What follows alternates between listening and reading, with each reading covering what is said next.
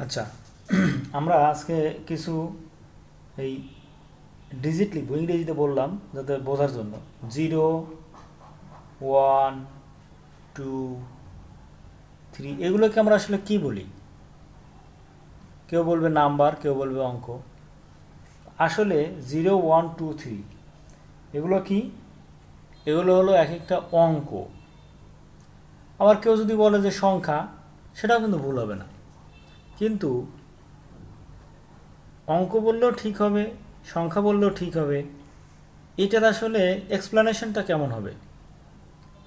কেন অঙ্ক বললে ঠিক হবে, কেন সংখ্যা বললে ভুল হবে, বা সংখ্যা বললে ঠিক হবে?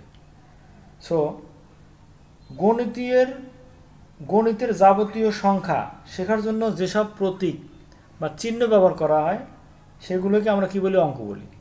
তাহলে আমরা কিন্তু জানি যে 0 থেকে 9 পর্যন্ত, এই 1, 2, 3 এভাবে কি হবে 9 পর্যন্ত আমরা লিখে ফেলি। 4, 5, 6, 7, 8, 9। এই 0 থেকে 9 পর্যন্ত এগুলো কি? এই চিহ্নগুলো দিয়ে আমরা কি করি?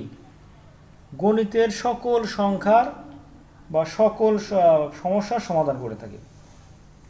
তাহলে 0 থেকে 9 পর্যন্ত প্রত্যেকটা এক একটা কি?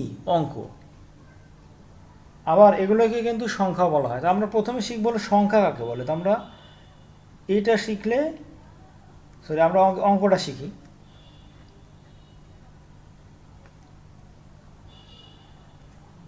গণিতের, যেটা আমরা আগে বললাম, গণিতের যাবতীয় সংখ্যা শেখার জন্য,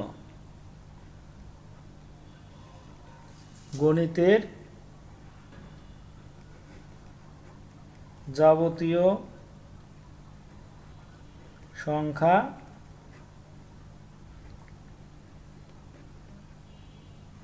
শেখার জন্য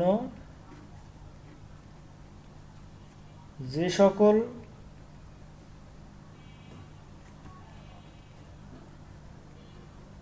চিহ্ন ব্যবহার করা হয়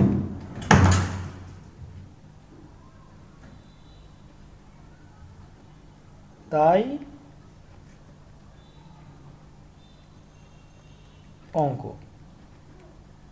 তাহলে কি? গণিতের যাবতীয় সংখ্যা শেখার জন্য যে সকল চিহ্ন ব্যবহার করা হয় তাই হলো অঙ্ক। এই অঙ্ক কি? অঙ্ক কয়টা? 10টা। 0, 1, 2, 3, 4, 5, 6, 7, 8, 9। 10 কিন্তু লেখা যাবে না, 0 থেকে 9 পর্যন্ত। তাহলে 0 থেকে 9 পর্যন্ত এই চিহ্নগুলোই কি? এক একটা অঙ্ক। আচ্ছা,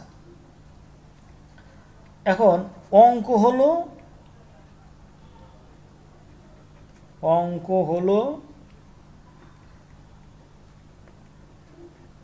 সংখ্যা তৈরির মূল উপাদান। তার মানে সংখ্যা যে তৈরি করা হয়, কি দিয়ে তৈরি করা হয়? অঙ্ক দিয়ে। কীরকম? আমরা এই 1 লিখব একটা অঙ্ক, 2 লিখব একটা অঙ্ক, তাহলে কি হবে? 12 হবে। 12 একটা সংখ্যা।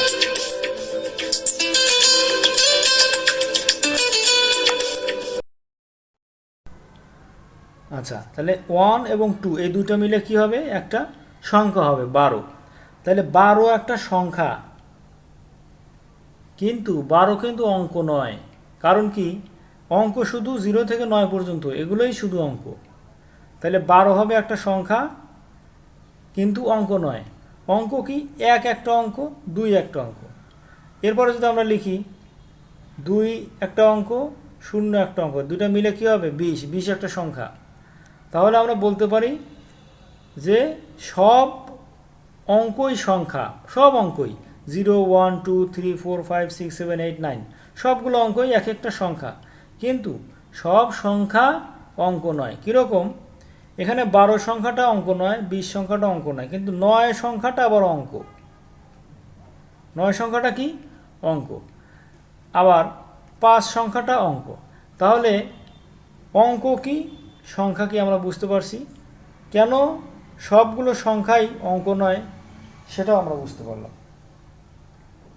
তো এখানে 12 আমাদের 2 অঙ্ক বিশিষ্ট একটা সংখ্যা। যদি আমরা বলি 3 অঙ্ক বিশিষ্ট সংখ্যা, 3টা 9 দিলাম 3 অঙ্ক বিশিষ্ট সংখ্যা, 7 দিয়া 3টা 0 দিলাম 4 অঙ্ক বিশিষ্ট সংখ্যা।